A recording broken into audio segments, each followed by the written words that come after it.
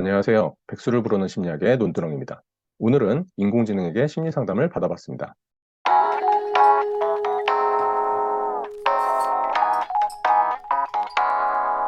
네, 제가 사용한 인공지능은 챗 GPT라고 해서 요즘에 화제가 되고 있는 거죠. 오픈 AI라는 곳에서 만든 것으로서요. 챗봇입니다. 그래서 채팅을 하는 식으로 입력을 하면 답변을 해주고 이런 식으로 이제 진행이 되는 거죠.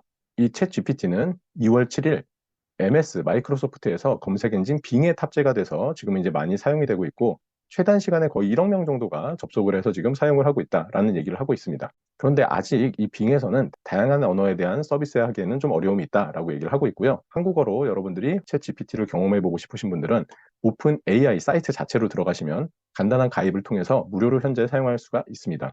그런데 앞으로의 추세를 본다면 이런 챗 GPT를 통해서 뭔가 문서를 작성하고 보고서를 작성을 할 때는 이제 비용을 청구하는 방식으로 전환이 되지 않을까라고 사람들이 예측을 하고 있습니다. 그렇다면 이 챗 GPT가 기존의 검색 엔진과 다른 점 무엇이냐? 기존에는 사용자가 검색을 하면 그러한 정보가 들어있는 수많은 사이트가 이렇게 쫙 정렬이 돼서 떴었죠. 그러면 사용자가 그 많은 정보 가운데 어떤 것을 선택해서 볼까라는 그런 선별을 하는데 꽤 많은 시간과 어려움이 있었습니다.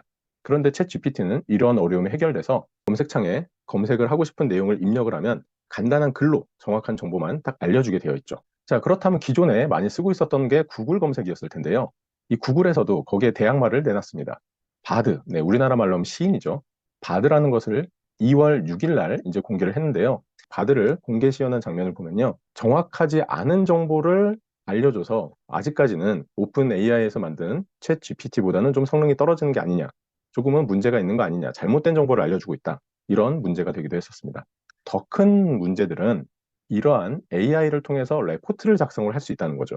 실제로 한 고등학교에서는 영어로 리포트를 작성을 해야 되는데 챗 GPT를 활용을 해서 학생들이 리포트를 작성하는 사건이 실제 우리나라에서 있었죠. 그래서 그걸 다 0점 처리했다. 이렇게 되어 있는데 그러면 이걸 어떻게 알아볼 수 있을까? 실제로 이 챗 GPT를 통해서요. AI와 관련된 연설문을 작성을 해서 미국의 정치인이 연설을 했습니다. 그런데 일반적인 사람들은 이게 진짜 사람이 작성한 거라고 오해를 할 정도로 맥락도 굉장히 부드럽고 자연스럽게 글을 작성을 해준 거죠. 그래서 이런 것들을 지금 막기 위해서 또 다른 노력도 있죠. 그래서 GPT 제로라는 그런 것도 있습니다. 이것은 프린스턴 대학의 재학생인 에드워드 티안이라는 사람이 만든 것으로 챗 GPT 활용 탐지 어플리케이션이에요. 그래서 탐지 정확도가 98% 정도가 된다고 되어 있기는 합니다. CNN에서 기사를 챗 GPT를 통해서 작성을 할 거다라고 이야기를 하고 있기도 하고요. 이런 식으로 기사를 작성을 하거나 레포트를 쓰거나 어떻게 보면은 연구의 논문에 대한 자료를 집어넣으면 그걸 가지고 충분히 리포트를 만들어줄 수도 있는 그러한 상황이 지금 되고 있는 거죠. 그러다 보니까 기자도 대체를 할 수 있고 여러 가지의 업무를 대체할 수 있다라는 얘기를 굉장히 많이 해주고 있고 그 중에 하나가 심리 상담을 대체할 수 있을 거다라는 얘기도 좀 나오더라고요. 그래서 제가 오늘은 심리 상담을 한번 챗 GPT에게 받아봤습니다. 과연 제대로 상담이 될런지 한번 볼까요? 그래서 챗 GPT에게 심리 상담을 받은 영상을 잠깐 보여드리고요. 챗 GPT 인공지능에게 심리 상담을 해달라고 이야기해 보도록 하겠습니다. 심리 상담 해주세요. 저는 챗봇입니다. 실제 사람의 상담을 대신할 수 없지만 당신이 가진 문제에 대한 답변을 도와드릴 수 있습니다. 무엇이 걱정되나요? 슬퍼요. 슬픔은 일상생활 속에서 가장 흔한 감정 중 하나입니다. 그러나 어렵고 힘든 시기를 겪을 때도 있습니다. 당신이 슬픈 이유에 대해서 말씀해 주시면 더욱 자세히 당신을 도와드릴 수 있을 것 같습니다. 이렇게 상담을 받은 것을 제가 보기 쉽게 좀 정리를 해봤습니다. 그래서 제일 먼저는 심리 상담을 해달라고 직접적으로 이야기한 경우입니다.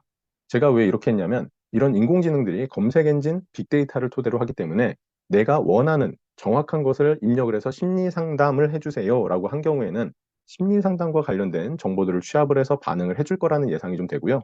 그냥 마음이 힘들어요. 처음부터 이렇게 시작을 하는 경우에는 어떤 반응을 하는지 제가 좀 구분을 해서 보려고 먼저는 심리 상담을 해달라고 직접적으로 한번 요구를 해봤습니다. 그래서 심리 상담 해주세요 했더니 저는 챗봇입니다. 실제 사람의 상담을 대신할 수는 없지만 당신이 가진 문제에 대한 답변을 도와드릴 수 있습니다. 무엇이 걱정되고 있나요? 네, 스스로도 아직은 실제 상담을 대신할 수는 없다라고 밝히고 있네요. 자, 그래서 제가 슬퍼요라고 좀 추상적인 얘기를 해봤습니다. 그랬더니 슬픔은 일상생활 속에서 가장 흔한 감정 중 하나입니다. 그러나 어렵고 힘든 시기를 겪을 때도 있습니다. 당신이 슬픈 이유에 대해서 말씀해 주시면 더욱 자세히 당신을 도와드릴 수 있을 것 같습니다. 그러니까 슬픈 이유에 대해서 명확히 좀 얘기를 해달라라고 얘기를 하고 있죠. 그런데 제가 이걸 보면서 조금 아쉬운 건 뭐냐면 보통 상담을 할 때는 슬퍼요 얘기를 하면 가장 먼저 어떤 얘기를 하죠? 아, 네, 슬픈 감정이 있으셔서 마음이 힘드시겠어요. 슬픈 마음 때문에 생활하는데 어려움이 있으실 것 같아요. 등등 공감을 해주는 내용들이 들어가죠. 그런데 여기에서는 그런 공감을 하는 내용보다는 어떤 이유 때문에 슬프냐? 문제 해결 중심처럼 지금 상담을 해주고 있는 양상인 것 같아요. 그래서 제가 구체적으로 시험을 못 봐서 슬퍼요 라고 이야기를 했습니다. 시험의 성적이 원하지 않는 결과가 나왔을 때 슬픔을 겪는 것은 일반적인 경우입니다. 하지만 중요한 것은 실수를 했다는 것이 아니라 다음 기회를 통해 더 노력할 수 있다는 것입니다. 다음 기회를 통해 더 노력하시고 자신감을 갖고 기운을 내세요. 뒷부분에서 뭔가 격려도 해주고 이렇게 힘을 내라고 해주긴 하네요. 그런데 여기서도 처음에 시험을 못 봐서 슬프다라는 이런 슬픈 감정 자체에 대해서 공감해주는 게 여러분들 어떠신가요? 원치 않는 결과가 나올 때 슬픔을 겪는 건 일반적인 경우입니다로 끝나지 슬픔을 겪으셔서 힘드시겠네요 라든가 그 슬픔이라는 감정 자체에 대해서 다뤄주지는 못하는 것 같은 느낌이 좀 듭니다. 그래서 먼저는 슬픔을 느끼는 것에 대해서 공감해주고 그 다음에 이런 내용들이 좀 나왔다면 하는 아쉬움은 좀 있네요. 그렇지만 마지막 부분에 보면은 이렇게 격려도 해주고 지지도 해주는 부분들을 봐서는 어느 정도 상담의 효과도 볼 수 있지 않을까라는 생각이 좀 들긴 합니다. 그래서 이번에는 조금 추상적인 얘기를 해봤어요. 그냥 마음이 힘들어요. 그랬더니 이렇게 답을 하네요. 마음이 힘들 때는 쉽게 안 되는 것 같지만 다양한 방법들에 있어 도움이 될 수 있다. 운동하거나 즐겨보는 예술 활동을 하거나 친구와 시간을 보내거나 잠자기 등의 활동을 통해 마음을 쉬게 할 수 있다. 또는 전문 상담사와 상담을 통해 더 좋은 해결책을 찾을 수도 있습니다. 인공지능이 현재로는 이렇게 채팅창에 집어넣는 단어 위주로만 반응을 하는 것 같다는 느낌이 들죠. 문제 해결 중심의 솔루션만 제공을 하고 있는 느낌을 받게 됩니다. 좀 더 구체적으로 얘기를 해봤어요. 발표라는 단어를 집어넣고 발표할 때 불안해요. 발표할 때 불안하다는 것은 많은 사람들이 경험하는 것입니다. 발표 전에 많은 준비하시고 발표 자신감을 키우는 방법들도 있습니다. 예를 들어 미리 발표 스크립트를 연습하거나 발표 관련 질문에 대해서 준비하거나 발표 전 파워포즈, 뭔가 자신감 있는 행동, 그런 것들을 하는 것을 통해서 극복하는 방법들이 있습니다. 어떤 방법이 적합한지는 자신에게 맞는 것을 찾아보시면 됩니다. 이런 식으로 여기서도 발표 불안에 대해서 어느 정도 공감을 해주려고 남들도 다 그래요. 발표할 때는 이런 식으로 얘기를 해주고 있지만 뭔가 이런 정서적인 케어에 대한 부분보다는 큰 비중을 차지하고 있는 부분들이 대부분은 문제 해결 중심, 대처할 수 있는 대처 방법 자체를 많이 안내를 해주고 있는 것 같아요. 처음부터 심리 상담 해주세요 라고 하는 게 아니라 그냥 마음이 힘들다고 추상적인 얘기를 한번 해보도록 하겠습니다. 마음이 힘들어요. 미안합니다. 힘든 상황이신가요? 말해주시면 어떻게 도와드릴까요? 어떤 게 힘든지 얘기를 해달라고 적절한 반응을 하고 있네요. 마음 힘들 때 어떻게 해야 될까요? 제가 문제 해결식의 질문을 한번 해봤어요. 마음이 힘들 때는 다음과 같은 것들이 도움이 될 수 있습니다. 제가 조금 전에 마음이 힘들다라는 얘기를 했을 때 이런 식으로 똑같은 질문을 하더라도 답이 다르게 나오는 걸 볼 수가 있습니다. 그래서 마음이 힘들 때 다음 같은 것들이 도움이 된다. 운동을 하기, 사람들과 얘기하기, 활동을 하기, 그리고 휴식 취하기, 건강한 식습관, 그리고 맨 밑에 이런 말이 있네요. 하지만 개인의 상황에 따라 다를 수 있으니 적합한 것을 찾아보기를 권장합니다. 그냥 솔루션만 딱 제공을 해주고 끝나는 느낌이 좀 있네요. 그래서 제가 공감을 잘 안 해주는 것 같다고 느껴서 직접 제 마음을 공감해 주세요 라고 얘기를 했습니다. 그랬더니 마음이 힘든 것은 어렵고 괴로운 경험입니다. 그럼에도 불구하고 앞으로 가질 수 있는 희망과 긍정적인 결과를 생각하시면서 잘 통과하실 수 있을 것입니다. 만약 고민이 많은 것 같다면 상담원을 찾아보시거나 친구, 가족 등에게 말을 걸어보시는 것이 좋습니다. 많은 사람들이 겪어본 경험이고 함께 극복할 수 있는 것입니다. 마음이 힘든 것은 언젠간 극복될 것입니다. 네, 이렇게 격려해주고 지지는 해주네요. 그런데 여기서도 보시면 알겠지만 이 인공지능 자체가 공감을 해주는 느낌보다는 그렇다면 나로는 안 되니까 이런 사람들을 찾아서 공감을 받는 것이 좋을 것 같아요 라는 이런 뉘앙스로 이야기를 하는 것 같네요. 슬퍼요라고 또 얘기를 해봤어요. 슬픈 기분은 어려운 것입니다. 슬픈 감정 겪을 때는 자신을 위로하고 긍정적인 생각을 하며 활동하는 것도 도움이 될 수 있습니다. 슬픔을 나눌 수 있는 친구, 가족을 만나보거나 운동하거나 즐겁게 보는 영화를 보는 것 등 자신이 좋아하는 활동을 하는 것도 좋습니다. 슬픔은 언젠가 지나가며 새로운 행복이 찾아올 것입니다. 네, 똑같은 질문을 슬퍼요라는 것도 아까 얘기했지만 또 한 번 해봤을 때도 이렇게 다른 답변이 좀 나오고 있고요. 마찬가지로 지금 여러 가지 질문들을 해보면 아시겠지만 감정들에 대해서 좀 알아준다라는 느낌보다는 그런 감정이 있을 때 일반적으로 어떤 대처를 하면 좋은지에 대한 내용들을 주로 얘기해주고 있네요. 발표할 때마다 너무 불안해요. 네, 똑같은 질문을 다시 한번 해봤어요. 발표할 때 불안감은 많은 사람들이 겪는 경험입니다. 그럼에도 불구하고 다음과 같은 방법들을 시도해보세요. 훨씬 더 구체적인 답변을 해줬네요. 이번에는 준비를 해라. 그리고 체력 관리도 하라고 얘기를 하네요. 그리고 포즈래요. 자신감 있는 포즈를 취해봐라. 그 다음에 숨을 많이 쉬긴데요. 그래서 발표 중에 호흡을 하면서 신체적인 불안감을 조금 줄여보는 건 어떻겠냐. 그 다음에 이제 팬덤, 발표 후에 자신이 잘했다는 걸 상기하고 자신에게 팬덤을 걸어주시면 불안감이 줄어들 수 있습니다. 그래서 위의 방법하고 안 나왔어요. 뒤에 오류처럼 조금은 있더라고요. 그래서 제가 조금 아쉬운 것은 이런 챗 GPT가 처음부터 문제 해결에 대한 정보만 전달해 줄 것이 아니라, 네, 아직은 이제 검색 엔진 수준으로 쓰니까 이렇게 해준다는 게 충분히 이해가 돼요. 하지만 상담을 하기 위해서는 발표 불안 때문에 힘들다라고 한다면 제일 먼저 나올 말이, 발표 불안 때문에 힘드신데 발표가 있다면 그럴 때마다 그런 불안감을 경험해서 많이 어려우실 것 같아요. 이런 식으로 공감을 해주고, 그런 다음에는 과거에 발표 불안이 있을 때는 어떻게 대처를 하셨나요? 그래서 대처 방법을 얘기해주면 방금 이러이런 대처 방법들을 얘기해 주시는데 혹시 이 중에서 효과적으로 발표 불안에 대처를 했던 방법이 있나요? 이런 식으로 순차적으로 좀 진행을 해가면서 쭉 얘기를 들어주고, 그리고 그것들이 지금 활용되는데 어려움은 어떤 이유 때문에 있나요?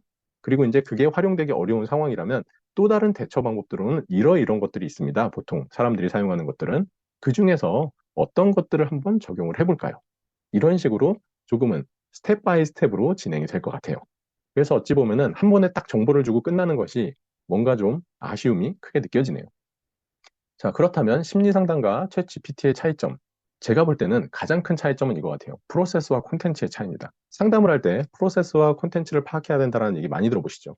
제일 많이 듣는 예가, 네, 조금은 그럴 수 있어요. 친구가 화장실에 있을 때 밖에 있는 친구가 똥 넣어? 그러면 안에 있는 친구가 똥 넣어. 그럼 밖에 있는 친구가 똥 넣어? 이러고 갔어요. 그러면 이 학생이 했던 콘텐츠는 딱 두 글자 끝이죠. 똥 넣어. 이 두 글자예요.